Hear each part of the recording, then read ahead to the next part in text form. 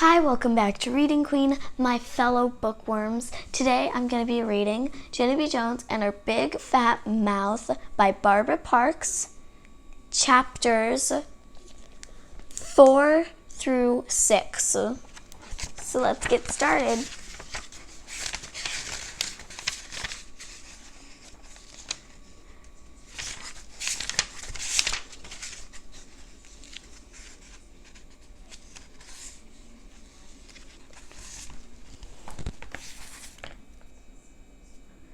Chapter 4, Dumb Ollie. I got off the bus at my corner. Then I run to my house, speedy quick. Help, help, I'm in big trouble, I yelled to Mother, 'cause I accidentally shot off my big fat mouth on the bus, and now I have to paint and unlock stuff and save people from danger. Only what kind of stupid dumb job is that? Back here, called Mother. Back here means the nursery. The nursery is the place where my new baby brother named Ollie lives. I ran there my very fastest. Mother was rocking Ollie in the rocking chair. He was a little bit sleeping. I need to talk to you very bad, I shouted some more, 'cause I did a big fib, and now I don't know how to get out of it. Just then Ollie waked up. He started crying very much. Great, said Mother very growly. Yeah, only sorry, but I'm upset here, I explained. Ollie screeched louder and louder. His voice sounded like a scratchy sore throat. Mother put him on her lap. Then she rubbed the sides of her forehead with her fingers. That's 'cause she had a migraine headache, I think. You're just going to have to wait until I get the baby settled again, she said, still grumpy. Yeah, only I can't wait, 'cause Mother butted in. Not now, Junie B. I'll be out to talk to you as soon as I can. Now please go. Then she pointed at the door. Pointing means out. Darn it, I said. Darn it, darn it, darn it. 'Cause that dumb old baby takes up all of Mother's times, and he's not even interesting. He doesn't know how to roll over or sit up or play Chinese checkers. He is a dud, I think. I would like to take him back to the hospital, but Mother said no. After I left the nursery, I went outside in my front yard. Then I sat in the grass all by myself, and I played with a stick and another ant. Only this stupid ant bited me, and so I had to drop a rock on his head. Finally, my daddy's car came into the driveway, and my heart got very happy. Daddy's home, hooray, hooray, I yelled. Then I ran to him, and he picked me up, and I gave him my most biggest hug. I'm very glad to see you, I said, 'cause on Monday I have to dress up like what job I want to be, except where I accidentally said I'm going to paint and save people and carry lots of keys. Only what kind of dumb bunny job is that? My daddy put me down. His eyebrows looked confused at me. Can we talk about this at dinner? He asked. No, I said. We have to talk right now, 'cause I've already waited all I can, and I'm getting tension in me. Well, I'm afraid you're just going to have to wait a little while longer, said Daddy, because right now I've got to see if your mother needs help with the baby. Then he did a kiss on my head, and he walked right into the house. And guess what? Sometimes I wish stupid, dumb Ollie never even came to live with us. So that was chapter 4. Moving on to chapter 5, Shining. When I went back inside, Ollie was still very screaming. That's 'cause Mother couldn't find his pacifier. Pacifiers are what babies like to suck on, except I don't know why, 'cause one time I sucked on Ollie's and it tasted like my red sneakers. Just then Mother ran out of Ollie's room. And her hair was very sticking out, and her clothes were all wrinkly, and she was wearing one sock, and that's all. Where is it? Where is the pacifier? It didn't just disappear into thin air, you know, she hollered very loud. me and Daddy had to help Mother look for the pacifier speedy quick, 'cause she was losing her grip, I think. I looked in the couch. That's because sometimes if you push your hand way under the cushions, you can find some good stuff under there. This time I found 3 Cheetos and popcorn. They were very delicious. After that, I looked under Daddy's big chair, only it was too dark to see under there, and so I run to get the flashlight, 'cause I learned about flashlights in school, remember? Flashlights are fun to shine in the dark. I shined it in the dark closet and also down the dark basement steps.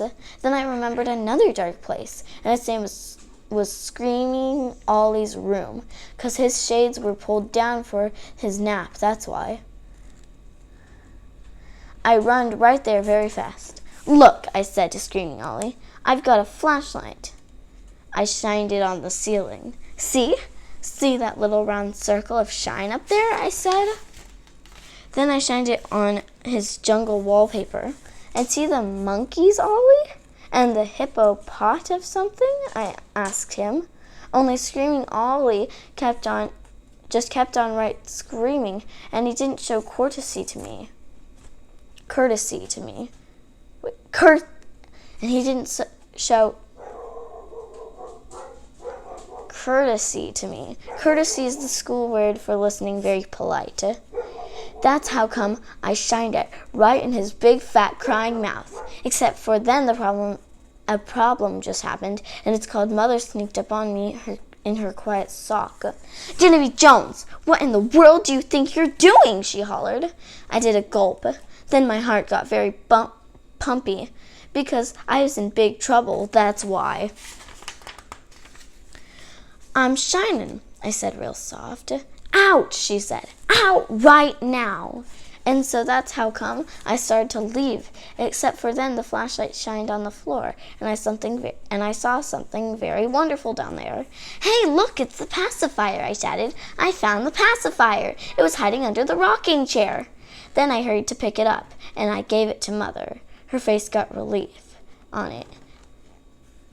"Thank goodness," she said.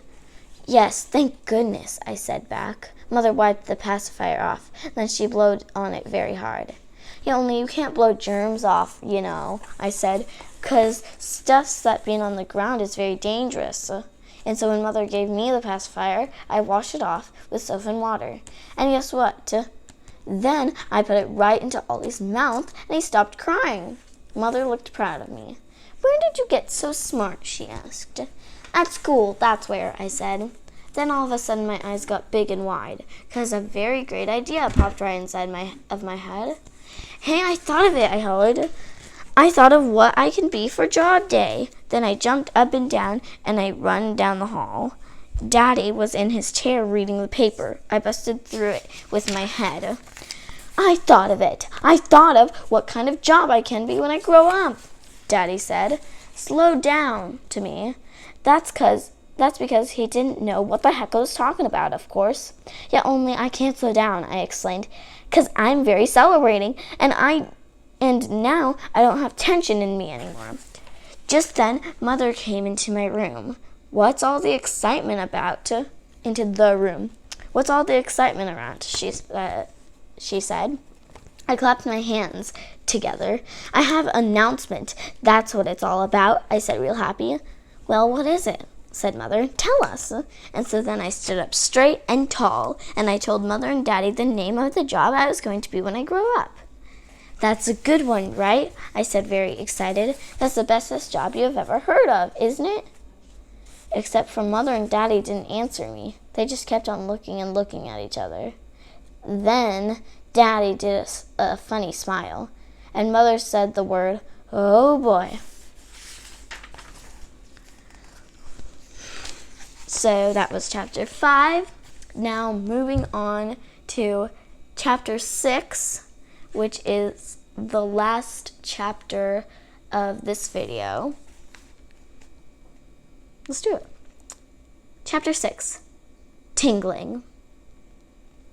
I couldn't sleep for the whole weekend. That's because I had tingling excitement in me about job day, and my brain wouldn't settle down, and so on Monday I zoomed to the bus stop very fast. "Look, Mr. Wu," I said to my bus driver.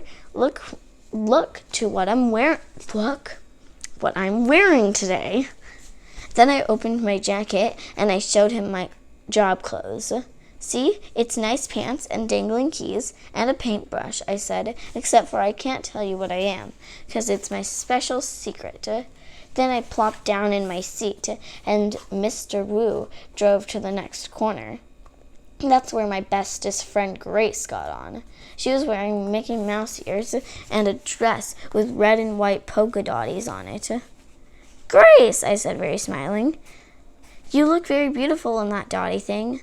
"I know it," she said. "That's because I changed my mind about who I'm going to be when I grow up.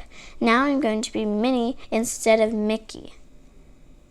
Then I stopped smiling, and my stomach felt very sickish inside again, 'cause that meant Minnie Mouse was a fake too. "Disneyland is a fib," I said. After that, the bus stopped again, and William got on. He was wearing a Superman outfit, except he had a W on the front of him and not the letter S. "The W stands for William," he said to Mr. Wu. "Does that mean you can fly?" asked Mr. Wu. Then William grinned very big, and he held out his arms, and he jumped way high in the air. Except for he didn't fly, and so he just sat down. After that, other kids got on the bus too. And Roger had on keys just like me, and also plastic handcuffs. And Charlotte was wearing a red paint apron with some watercolors in the pocket. And that meant Jim was wearing a white bathrobe. And that mean Jim was wearing a white bathrobe. "Hey, I've got a bathrobe just like that, Jim," I said very friendly. "It's not a bathrobe, dummy," he said. "I'm a kung fu karate guy." "Jim is a kung fu karate guy," I said to Grace, "except for he just got out of the bathtub." Then me and her laughed and laughed, 'cause that was a funny joke, of course, and job day was going to be the funnest day in the whole world. So that was Junie B. Jones and Her Big Fat Mouth by Barbara Parks, chapters 4 through 6. I hope you enjoyed it. Bye.